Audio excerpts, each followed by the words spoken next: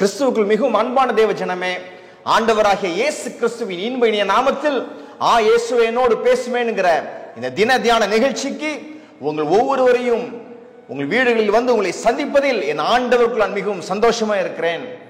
நாம் மனமகிழ்ச்சியா இருந்து ஆண்டவருடைய நல்ல வசனத்தை பார்ப்போம். வாருங்கள். சங்கீதம் 124:8, நம்முடைய சகாயம் வானத்தையும் பூமியும் உண்டாக்கின கர்த்தருடைய நாமத்தில் உள்ளது. ஹல்லேலூயா. பாருங்கள், உங்களுடைய என்னுடைய சகாயம் இந்த பூமியில் உள்ள தங்கத்திலோ வெள்ளியிலோ இல்லை. ஹல்லேலூயா. நம்முடைய சகாயம் வானத்தையும் பூமியும் உண்டாக்கின இயேசு கிறிஸ்துவின் நாமத்தில் உள்ளது. ஹல்லேலூயா. பாருங்கள், அப்போஸ்தலர் நடவடிக்கைகள் 3:2 நாம் வாசிக்கிறோம். அப்பொழுது தன் தாயின் வயிற்றிலிருந்து சப்பானியாய் பிறந்த ஒரு மனுஷனை சுமந்து கொண்டு வந்தார்கள். தேவாலயத்திலே பிரவேசிக்கிறவர்கள் இடத்தில் பிச்சை கேட்கும்படி நாடோறும் அவனை அலங்கார வாசல் எண்ணப்பட்ட தேவாலய வாசல் அண்டையிலே வைப்பார்கள். பாருங்க, இந்த மனுஷன் அலங்கார வாசல் எண்ணப்பட்ட அந்த வாசலிலே தேவாலயத்தில் உட்கார்ந்திருந்தார் என்று நமக்கு தெரியும். அவர் சுய விருப்பத்தினால் வரல. ஒரு கும்பல் அவர் டெய்லி தூக்கிட்டு வரும், சுமந்து கொண்டு வந்தார்கள் என்று நாம் வாசிக்கிறோம்.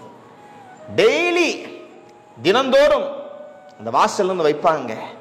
அப்போ ஒரு அமௌண்ட் கலெக்ட் ஆகும்.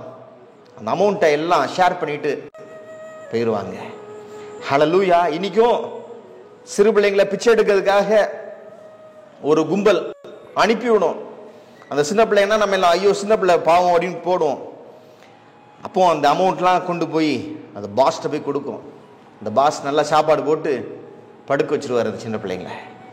அதே மாதிரி தான் பாருங்க, அந்த மனுஷனுடைய வீக்னஸ் அதை பயன்படுத்தி, பலவீனத்தை பயன்படுத்தி சம்பாத்தியம் நடக்குது. அப்போ யோவான் சொல்றாரு, எங்களிடத்தில் தங்கம் இல்லை வெள்ளி இல்லை.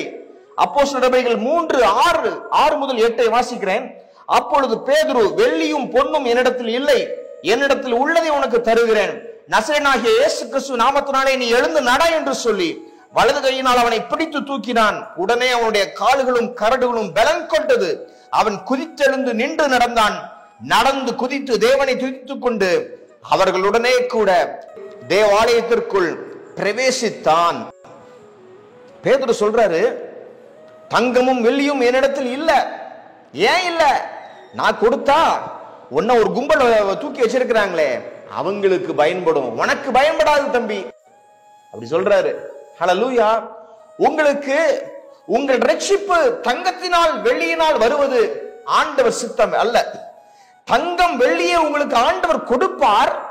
ஆனால் தங்கத்தினாலும் வெள்ளியினாலும் உங்களுக்கு ரட்சிப்பு வராது.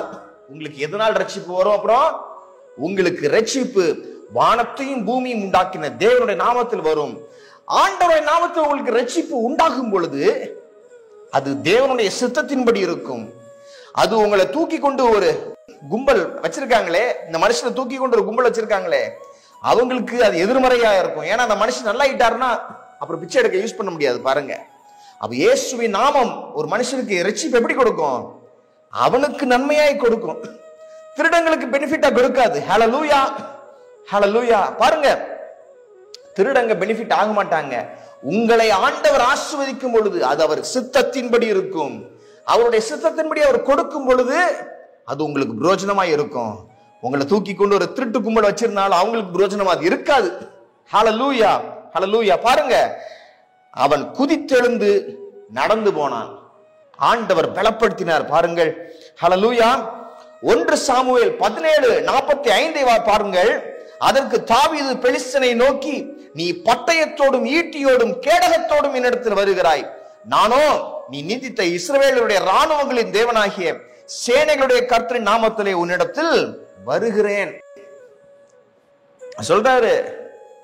அப்பா, நீ பெரிய ஆளு, ஸ்ட்ராங்கா இருக்க, பட்டயம் கேடகம் வச்சுட்டு வர்ற, ஈட்டி வச்சிருக்க, என்னிடத்துல அதெல்லாம் கிடையாது. நான் ஒரு மேய்ப்பன்.